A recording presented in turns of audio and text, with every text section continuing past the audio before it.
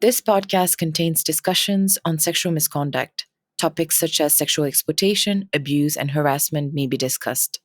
Listener discretion is advised, and we encourage self-care and seeking professional support as needed. And it said, pretty astonishing figure, that 1 in 3 staff members reported experiencing harassment. And what is probably most alarming about this, these are the people then that step forward to say it's happened to me. There is probably still wide underreporting in the system. In this episode, I speak with Kelly Clements, Deputy High Commissioner for Refugees in the United Nations. She shares data and insights from a dedicated task force aimed at addressing sexual harassment within the UN system. She also addresses the sad reality hindering reporting. Some of the places where we see underreporting, national colleagues are less likely to report than international colleagues. Those that are on short-term contracts are less likely to report than those that may have continuous or indefinite contracts. All of this really matters. She emphasizes the pressing necessity for systematic change and to prioritize a victim and survivor-centered approach. As UNHCR went through its own transformation, she provided tangible examples illustrating how culture was addressed with senior leadership on the topic of sexual exploitation, abuse, and harassment. We did it a little bit differently. This was not a huge auditorium filled with everyone looking at the dais and expecting words of wisdom. No, we broke us all up into small table conversations about what was really happening in our operations and what we were doing as senior leaders to address.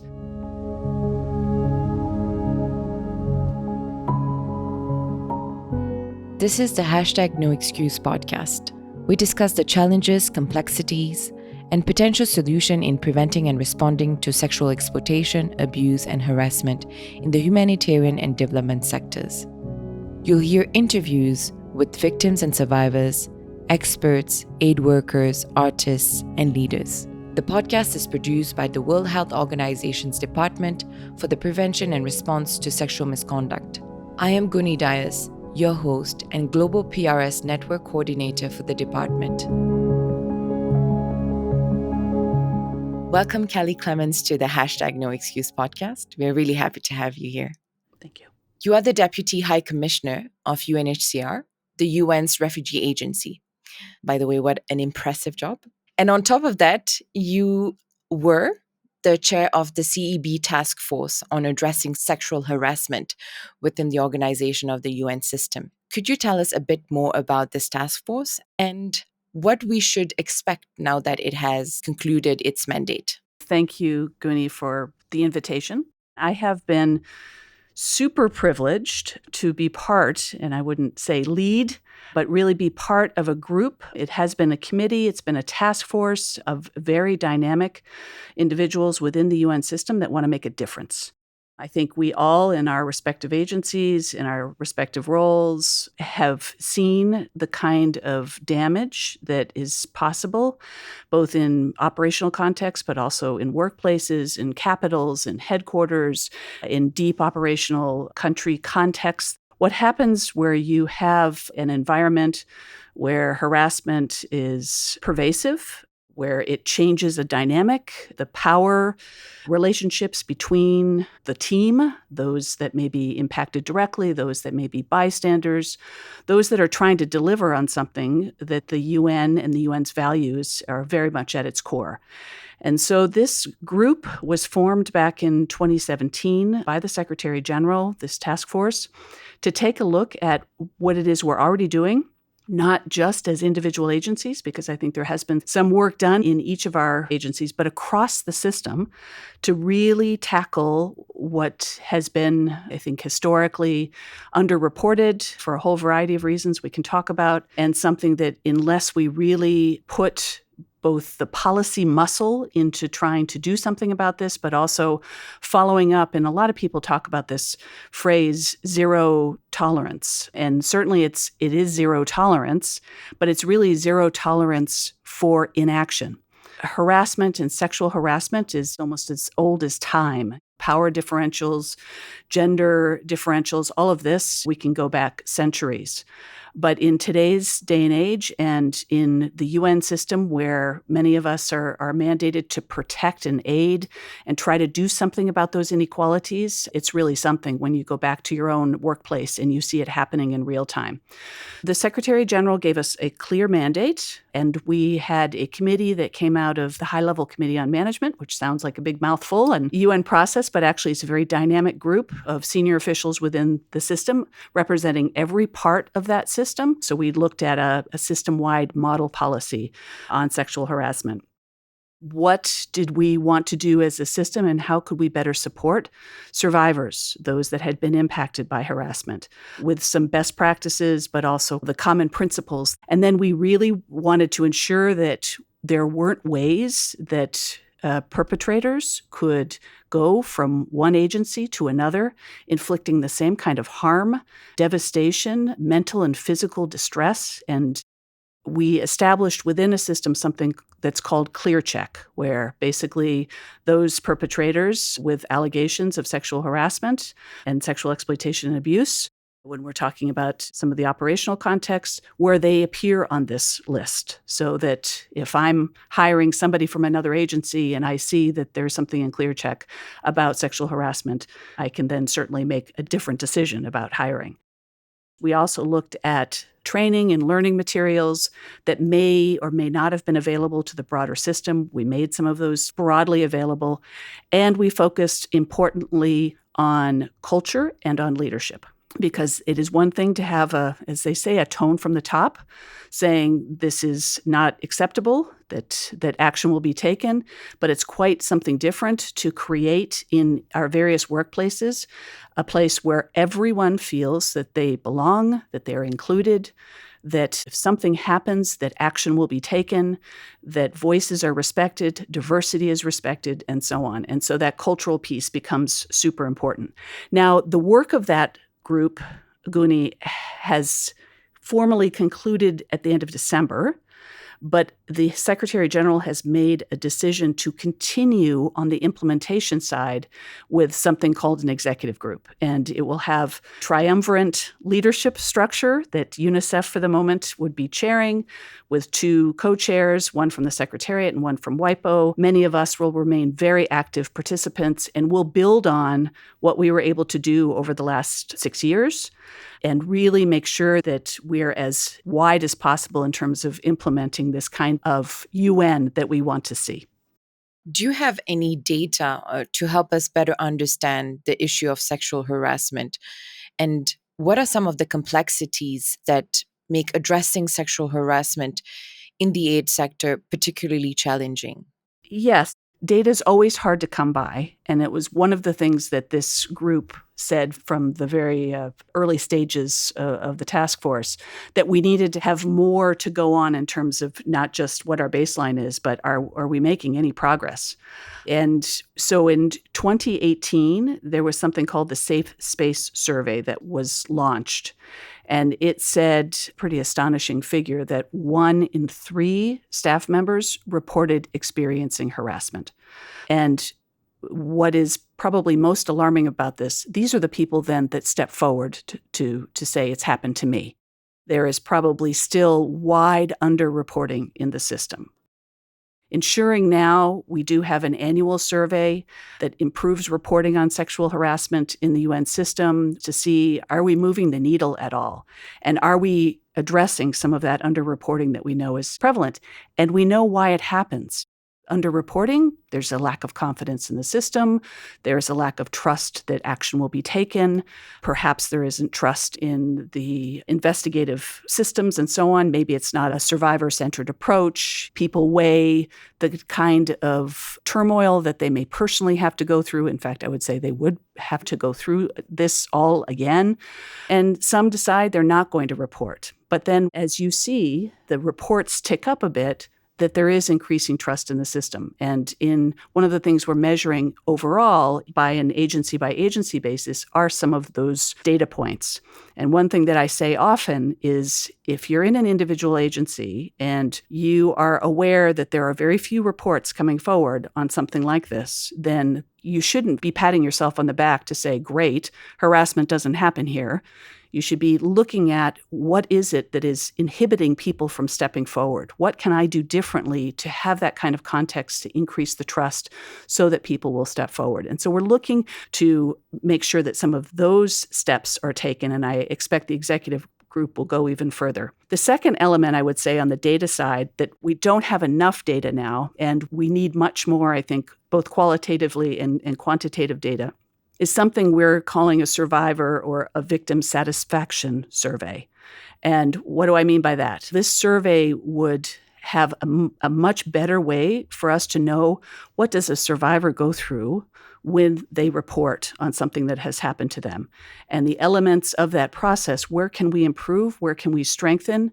Where can we do things differently? Where can we do more of? I'll give you one good example where we're sharing from UNHCR with the rest of the system is an approach where we have a victim care officer within the agency who is available to talk with survivors, those that may be considering going through the formal process, or perhaps they have decided not to, and they need to have some discussion about their own decision-making and what's happened to them.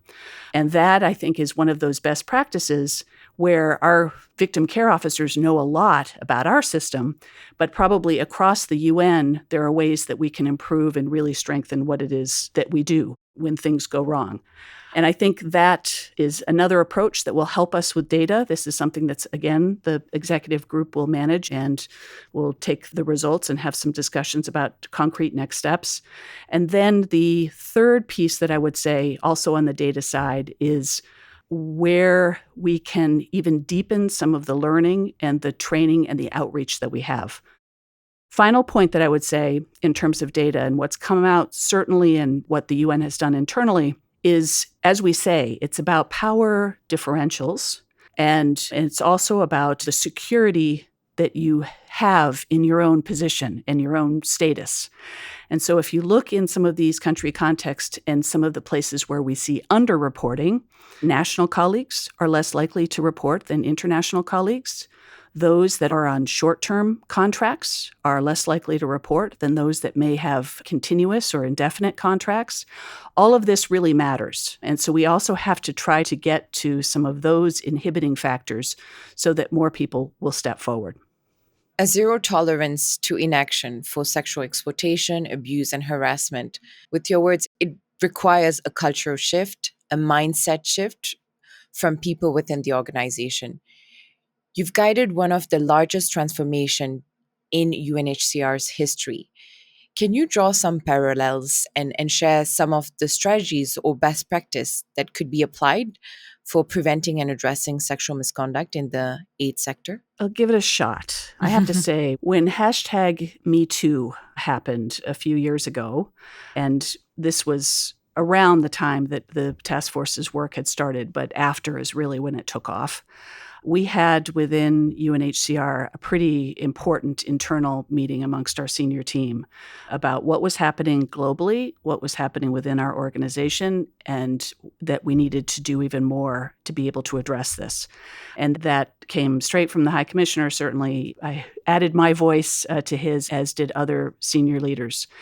And basically, that tone from the top that this is something that is unacceptable and that we will do something about should it happen is fundamentally important. Everything from not just words that may be said from podiums and through broadcast messages to colleagues, but also the action that is taken as a result. I'll give you another small example. The disciplinary measures that are taken when allegations are substantiated about sexual harassment with protecting, privacy, obviously, of those involved, that is reported on to the entire organization.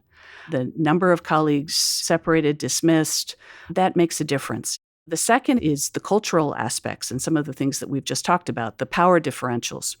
We had a retreat, a global representatives meeting several years ago, shortly after we had this important moment together, because we wanted the entire organization's senior leadership to be involved with how we were going to move and change the culture of the organization. And we did it a little bit differently. This was not like a huge auditorium filled with everyone looking at the dais and expecting words of wisdom. No, we broke us all up into small table conversations about what was really happening in our operations and what we were doing as senior leaders to address. And it was eye-opening for many of our colleagues who had no idea that some of what happened was happening. This constant dialogue, this constant discussion about where we can always improve. Things are not always going to go the way that they should go. But when we are able to affect and make that kind of change, that we shouldn't just stand back and wait for things to happen. We need to do it ourselves. And that's what we've been doing.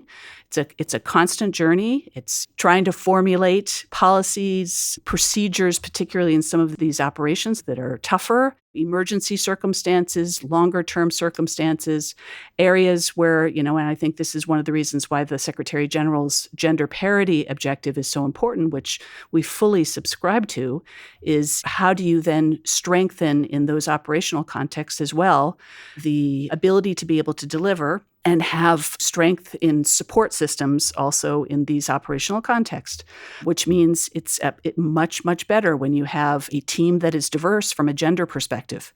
And that also helps in terms of some of that protection and prevention that we're trying to do. So all of this, I think, extraordinarily important, and especially not just having it all come out of headquarters, but also driven from a grassroots level. And we've had a large number of colleagues across the organization also involved in this change. We have these civil society groups, we call them, and one is Women in Change, and another is Men in Change. One, if we're really going to make a difference in terms of some of the behavioral issues that we're trying to address, we need to have men at the table as well. And so trying different types of techniques to do that. We had a little innovative competition where one was a barbershop group that had been established where men can then talk about how they can be part of the solution as well. We've done everything but from looking at, our overall policies and making sure that they are as victim and survivor friendly as possible, but also to make sure that we're not inadvertently strengthening some of those power differentials that I talked about earlier. So it's a varied approach. We're seeing some of the differences we're making, but we know we can still go further. Prior to UNHCR, you worked 25 years within the United States government with significant contribution in global affairs and refugee programs, basically a life dedicated to refugees. With your expertise and leadership, what actions do you believe should be prioritized to address and prevent sexual exploitation and abuse? So much of what we've been talking about, Guni, is about sexual harassment. So that harassment between members of the workforce. And sexual exploitation and abuse is, of course, a travesty for a different reason. Right. The UN is entrusted to protect aid and find solutions. And when you have aid providers being the very source of that violence, that abuse, that exploitation, it's a travesty from multiple levels. Much of what I describe in terms of sexual harassment, you can also look at good policy, good frameworks, victim and survivor-centered approach. All of that very much applies when it comes to preventing sexual exploitation and abuse as well. And the issues related to training, to culture, to the tone from the top, the speak up culture that we know has to be present to have the kinds of mechanisms. We had them in the US government. We have them in the UN where people can report, sometimes anonymously. They can report confidentially. The trust that is needed in the system that if things go wrong, that they will be followed up, and that those that have the courage to speak up and step forward, that they're treated in ways that certainly doesn't do further damage, but actually helps in that healing process. You have to have committed leadership that talks about this constantly. This is not something that you just assume is going to be part of an operational or a program response. And so just as I do now as part of the UN in my missions, asking questions about what we have in place in some of these operational contexts, I did the same thing from the US government standpoint in terms of protection of women and girls, what was happening, for example, on issues that are very related, by the way, on gender-based violence, sexual violence.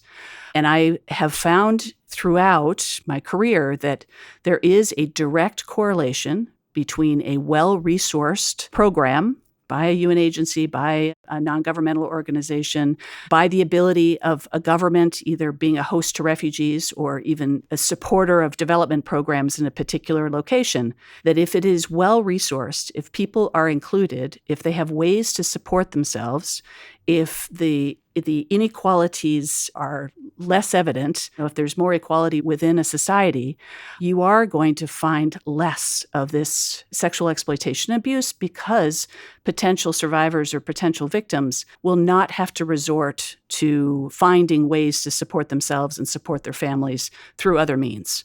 I give you an example that's happening now, unfortunately, in real time, and the broader financial pressures related to supporting humanitarian and development programming, I fear is going to make this worse. And that is, you see food cuts in parts of the world. You see now reports of potential famine. People are desperate in these circumstances. They need to feed their families. And what happens in those cases? More sex for work, other ways that some perpetrators may want to take advantage of very vulnerable people. All of this, it needs appropriate resourcing. It needs the kind of support that we need as a UN system to be providing predictably, safely, and equitably going forward. In the context of UNHCR, it's quite common to use cash-based intervention to provide assistance to refugees and displaced persons, which one could argue that may increase risks of sexual exploitation and abuse by aid workers to the community they serve. Can I ask you, why do you think that is? Because my counter would be, if you have cash-based interventions versus, say, women standing in a line to get food every week or every 2 weeks for their family, that they are able then to make the decisions when they go to the market about what it is they're going to buy. It's much more dignified. You're not having a set menu or a set provision of relief items offered to you. You're actually making those decisions yourself, as you would if you weren't in exile or in asylum. The way that we provide cash support in our operations, number one, it's probably one of the safest when it comes to anti-fraud, corruption, all of that, with the use of biometrics and the like. But also there's very careful monitoring afterwards, because a lot of this cash support does go to the most vulnerable, and in those circumstances they can be female-headed households and so on. But then you have a close monitoring system to know also how the resources were used. Where maybe the question lies is the way the cash-based intervention is done. Some may think, people who are not in the field, that people go and distribute a check. So I think getting the audience to understand how that is done and its effectiveness, but yet are there any risks of aid workers as they provide that aid that they could exploit that to the community they serve? They could if the program is not well executed and well put together. But what I just described is that's the standard. And in many cases, by the way, it now increasingly it's happening through your mobile or with no middle people. So you don't even have this sort of what some might imagine a middleman who's basically distributing cash and taking off a little piece for himself before he gives it to the family. That's much more difficult to do than in the very early days when we started CBI. And on a personal note, what drives you to do this work that is so important? It's a good question. I've been so lucky my entire career. There isn't a day that I'm not challenged. There isn't a day that I haven't somehow thought, wow, that the team that I'm working with, the result that we're trying to achieve, it keeps me moving. And humanitarian work and protection and aid provision in particular, it is something I fell into very early on, but it's also, especially if we come back to the purpose of the podcast on sexual harassment, it's deeply personal. And I could turn the tables and ask you, Guni, about your own experiences, but it's happened to me. And I know how I felt in those circumstances. And I know how much I want to make sure that the next person who unfortunately is subject to such violence or harassment, that they feel that they have a place to go, they have protection. Hopefully we're able to prevent it before it happens, at least fewer cases of it.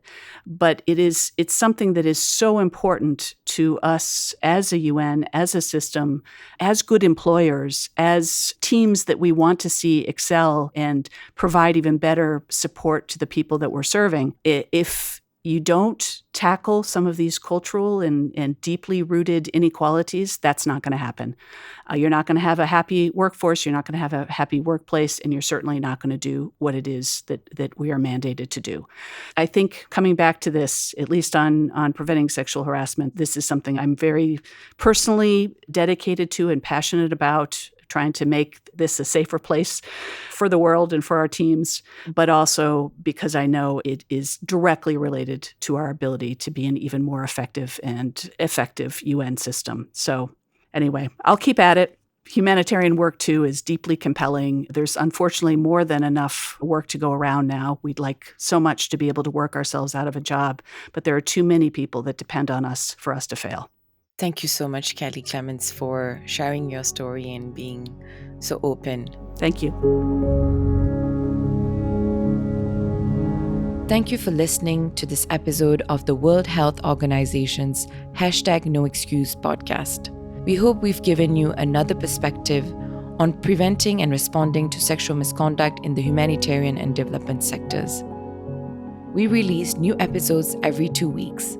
But if you have any feedback, questions, or suggestions in the meantime, feel free to reach out at prseah@who.int.